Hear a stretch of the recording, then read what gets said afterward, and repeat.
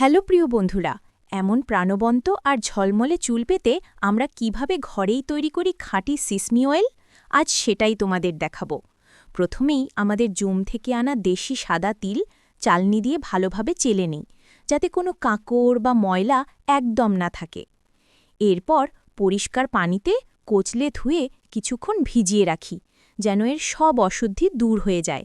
এবার পানি থেকে তুলে শুকনো কড়াইতে তিল ভাজতে থাকি যতক্ষণ না সমস্ত আর্দ্রতা উড়ে দিয়ে ঝরঝরে হয়ে যায়। ভাজা তিল ছড়িয়ে দিই বেতের ডালায়, আর সারা দিন শুকিয়ে নিই ঝলমলে রোদে। শুকনো তিল এবার ঐতিহ্যবাহী পাথরের জাঁতায় আস্তে আস্তে পিষে নিই।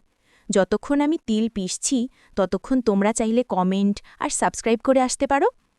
পাথরের জাঁতায় পিষতে পিষতে বেরিয়ে আসে থকথকে গাঢ় তিলের পেস্ট। এবার সেই মিশ্রণ চাপা হয় উনুনের মৃদু আঁচে। এর সাথে যোগ করি পানি আর সামান্য গোলাপ জল। চুলার আঁচে ধীরে ধীরে নাড়তে থাকি যতক্ষণ না ভেতরের আসল তৈলাক্ত অংশ উপরে ভেসে ওঠে। শেষ ধাপে ঐতিহ্যবাহী তেলের উড়ুং দিয়ে আস্তে আস্তে ছেঁকে তুলি একেবারে খাঁটি প্রাকৃতিক সিসমি অয়েল।